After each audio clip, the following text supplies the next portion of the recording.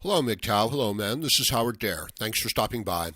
So, I want to talk about how third wave radical feminism is using the transgender movement, the MeToo hashtag, social justice warriors, Antifa, and their political demonstrations, the entire concept of social injustice, to fulfill the goals of essentially cultural Marxism. And it is essentially destroying Western civilization. And the reason why this matters to MGTOW is because the way that they do that is by tearing down traditional male gender roles. You could say that they're tearing down the female roles as well, but not really. They're empowering the female roles over the male roles. That's what they're trying to do, and it's basically working.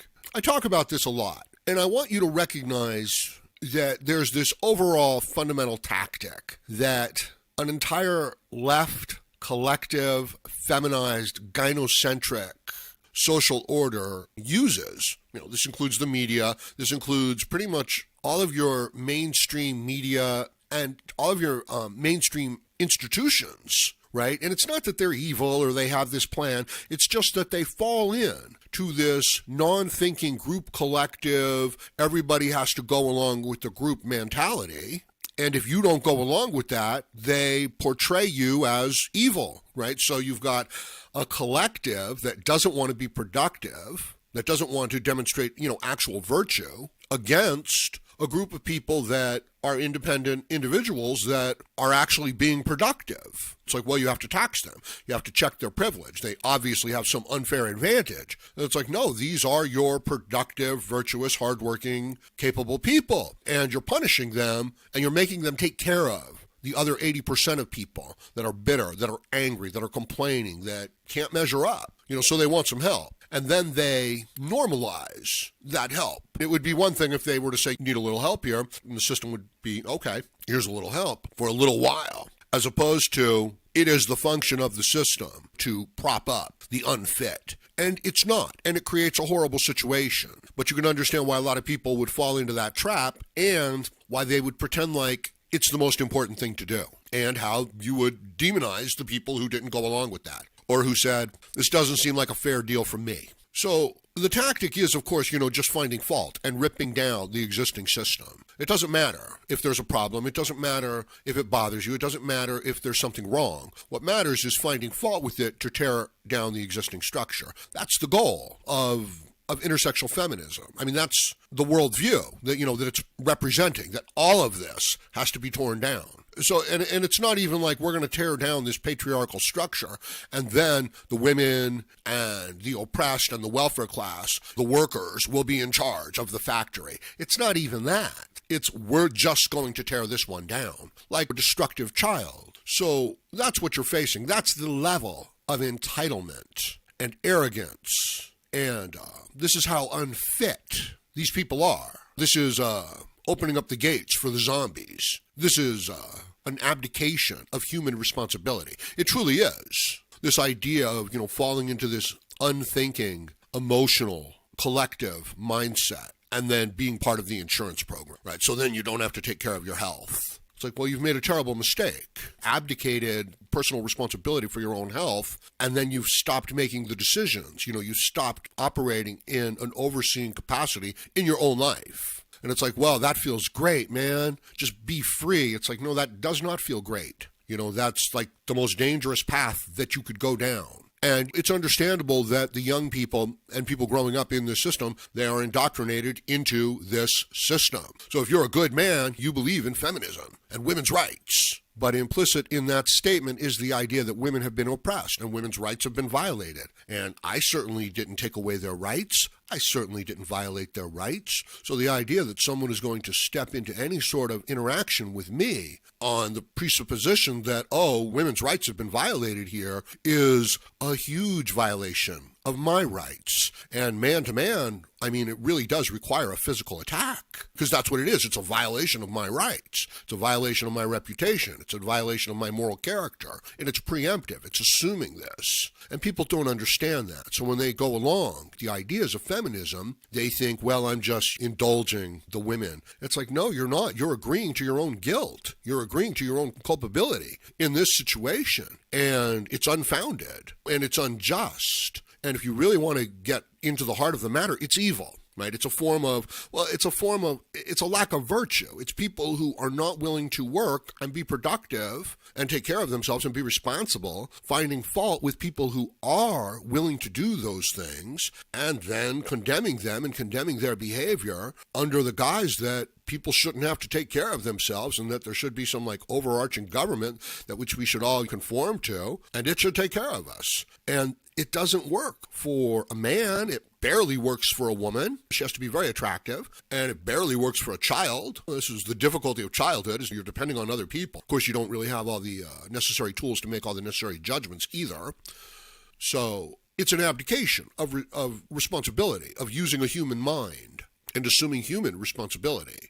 So it's not, we can call it radical feminism, we can call it postmodernism, we can call them social justice warriors, we can say, they're politically upset, Antifa. It doesn't really matter. What you're really looking at are people who don't want to take responsibility for their own lives, who are angry and are blaming other people, and then are trying to tear down the existing structure rather than trying to build themselves up. So any sort of contact that you have with these people is going to be like, I don't like the way you combed your hair. I don't like the way that you walk. They're just going to find fault with everything you do.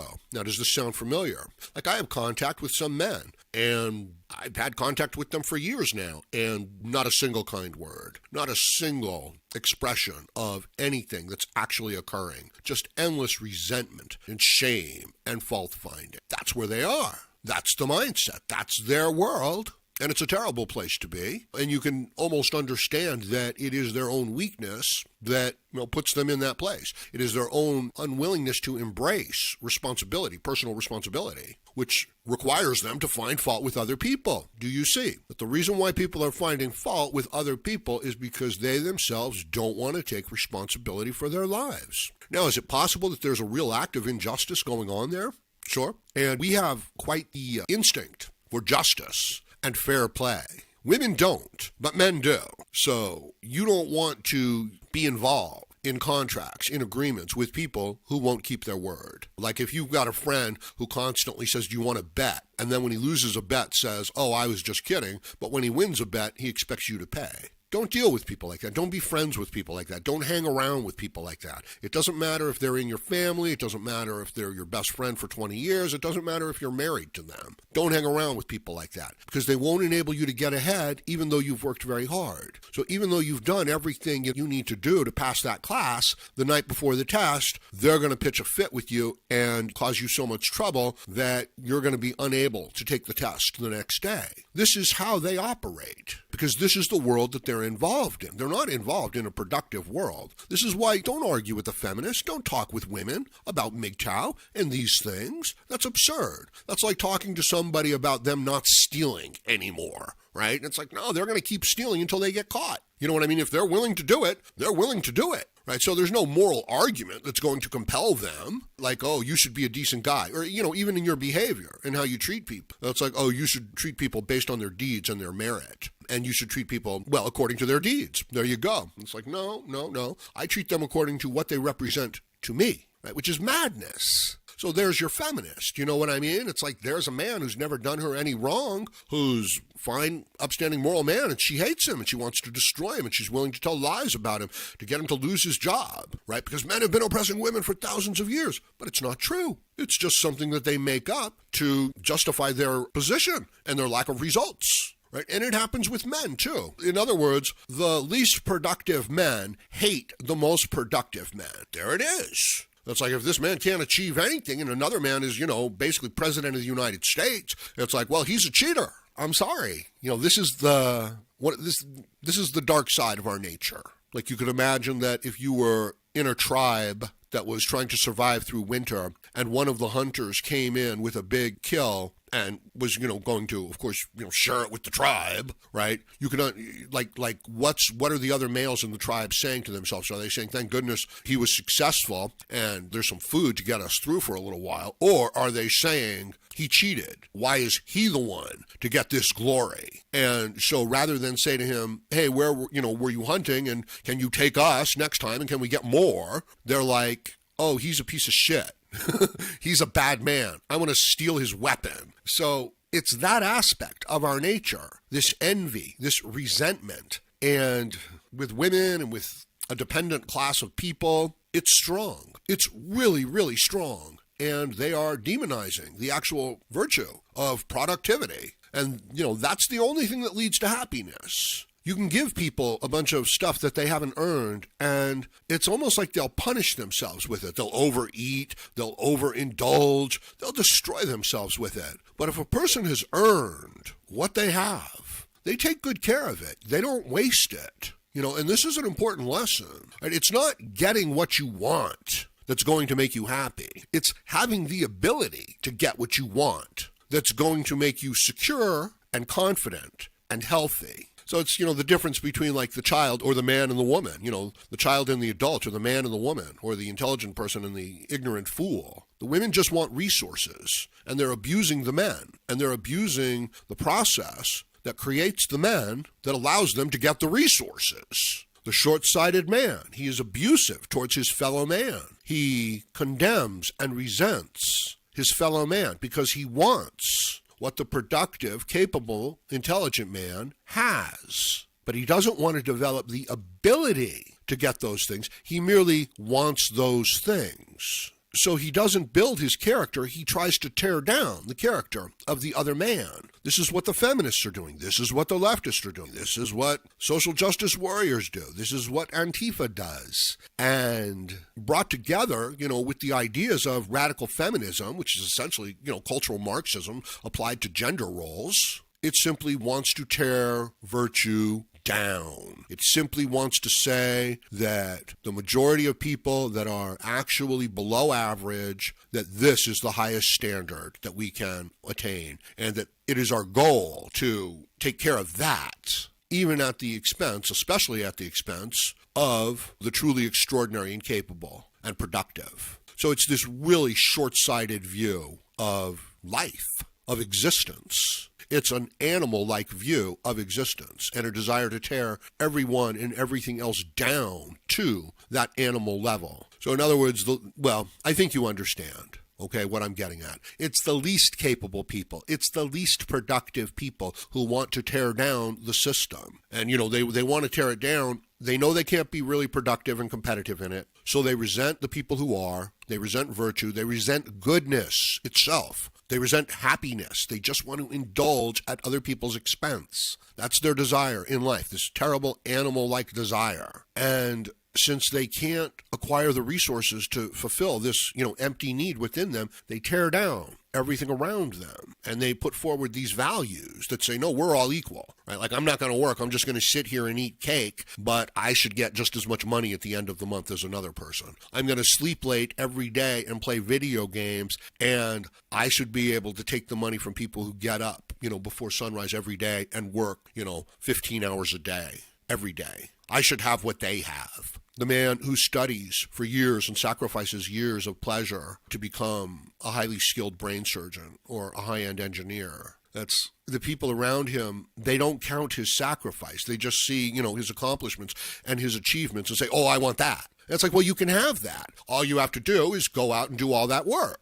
And it's like, oh, no. I don't want to do that. That makes me resent him. I want to find fault with him so that I can have all that he has without doing all that work, without all that real sacrifice, without, overcoming all those obstacles in reality. It's like a child who imagines himself or herself to be like, president or a star athlete, but without any of the merit, without any of the skills, without any of the sacrifice. right? It is this desire for unearned resources, for thievery. And then it is the mental justification that, oh, I am entitled to these unearned resources.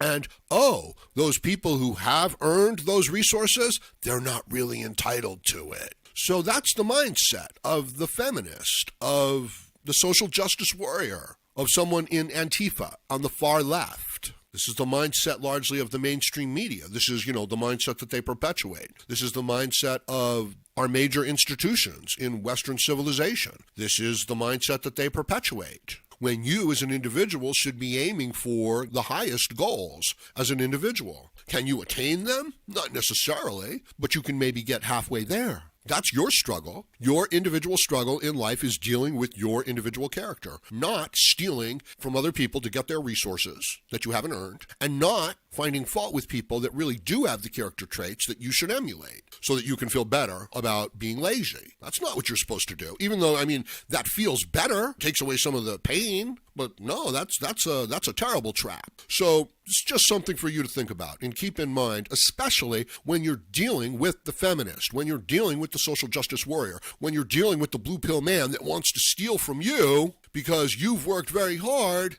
and he hasn't worked very hard. And that's his justification. And you're a bad man because you've worked very hard. You should be like the majority of men who have no hope and don't work very hard and don't stay committed and become angry and bitter. You should join us. So that's their message. And I'm telling you, don't do it. I'm telling you, be true to yourself. Find your own way. Go your own way. Stick to your own path. Do what you believe in so that you can have some human dignity and so that you can have a backbone and so that you don't turn into something like a big walking jellyfish. All right, I'm going to leave it at that for now. Let me know what you think about this in the comments section below. Don't forget to support the Howard Dare channel. Please like, share, comment, subscribe, donate, and join me again, Howard Dare, as I plan to have more content for you. Thank you, everyone.